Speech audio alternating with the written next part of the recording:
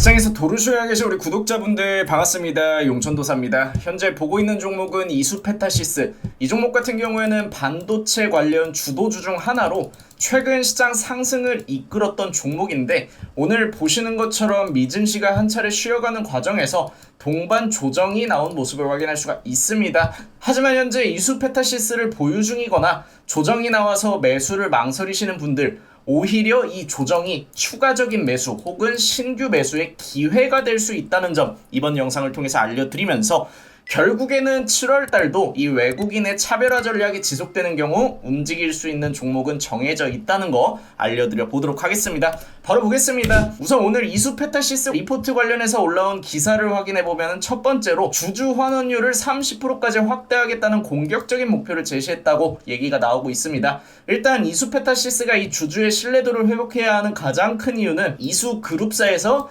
이수페타시스의 자금을 기반으로 2차전지와 관련된 기업을 인수하려다가 금감원에 제지를 당하면서 현재는 인수 계획이 취소가 되었죠. 그래서 이 이수페타시스 같은 경우에는 오로지 반도체 관련 기업으로 남을 수 있게 되었습니다. 하지만 장기간 이수페타시스에 투자하고 있던 투자자들 같은 경우에는 아무래도 이수그룹사의 결정에 대해서 어느 정도 불만을 가질 수밖에 없는데, 주주 환원율을 끌어올림으로써 첫 번째로는 현재 정부가 지향하고 있는 주주 환원율에 맞춰서 움직일 수 있고, 두 번째로는 이 주주들의 신뢰도를 끌어올려줄 수 있는 굉장히 좋은 내용이라고 볼 수가 있겠죠. 그리고 두 번째로는 이수페타시스에서 현재 보시는 것처럼 올해 4분기까지 신규 공장을 가동하면서 본격적으로 공급망을 늘려갈 것이라는 얘기가 있습니다. 실제로 이수페타시스의 이 성장 동력원은 사실상 굉장히 강하지만 실적 성장이 제한된 이유는 수요에 맞춰서 공급을 못했기 때문에, 사실상 공급량이 수요를 따라가지 못했기 때문에 실적 캐파가 정해져 있었는데, 이번에 공급망 다변화를 추구하면서 실적 성장도 다시 한번 펌핑이 가능할 수 있을 것으로 보이고요.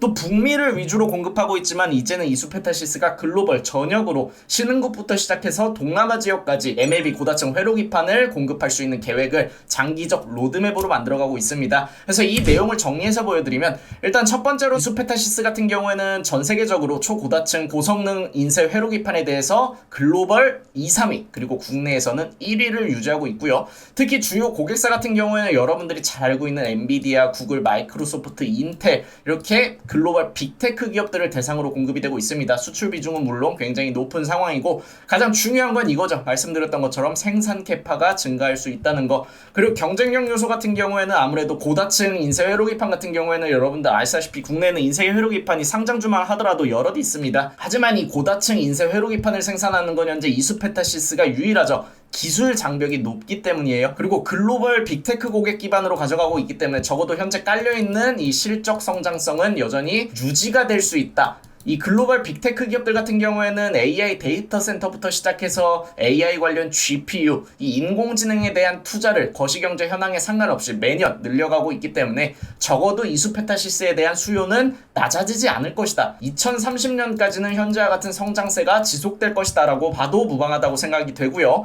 또 이 낮은 불량률도, 수율이 실제로 이수페타시스 같은 경우에는 현재 시장에 알려진 걸로 85%까지 나오는데, 수율이 높을수록 이익률이 개선이 됩니다. 불량품 같은 경우에는 폐기 처리해야 되는데 말 그대로 분량이 적기 때문에 이익률은 최대한 극한적으로 끌어올릴 수 있겠다는 뜻이겠죠. 그리고 수급적인 측면에서 본다면은 오늘 기관 투자자 같은 경우에는 차익 실현에 나섰지만 외국인은 오히려 반발 매수로 대응을 하고 있습니다. 심지어 6월 마지막 거래일에서 이 외국인의 월말 결산이 이루어지는 과정에서도 외인은 대규모 순매수로 대응을 했었고, 오늘 같은 경우에도 시장이 하락하는 과정에서 대부분의 주도주들이 조정을 받았지만 오히려 외국인은 반발 매수로 대응한 점, 그리고 현재 시장이 기관 수급에 대한 의존도보다는 글로벌 펀드 자금인 외국인 수급에 대한 의존도가 훨씬 더 높기 때문에 이수페타시스의 이 수급적인 스탠스는 굉장히 긍정적이다, 이렇게 말씀을 드릴 수 있을 것 같고요. 다시 한번 차트를 본다면 적어도 이수페타시스가 이 단기적인 상승 추세를 훼손하더라도 45,000원을 전후로 박스권 하단을 형성할 수 있으니까 45,000원까지는 분할 매수 관점에서 공략을 하고, 장기적 측면에서 하반기까지 신고가 열어놓고 보셔도 충분히 공략할 수 있는 종목이다 말씀드릴 수 있을 것 같습니다. 정리해서 말씀드리면, 외국인의 차별화 전략이 유지된다면 결국에는 시장이 반등할 때 주도주 안세가 올 수밖에 없고요. 이수페타시스 같은 경우에는 공급망 최적화에 따른 생산 캐파 확대, 그리고 장기 장기적 성장 동력원을 확보했다는 점에 주목할 필요가 있겠습니다.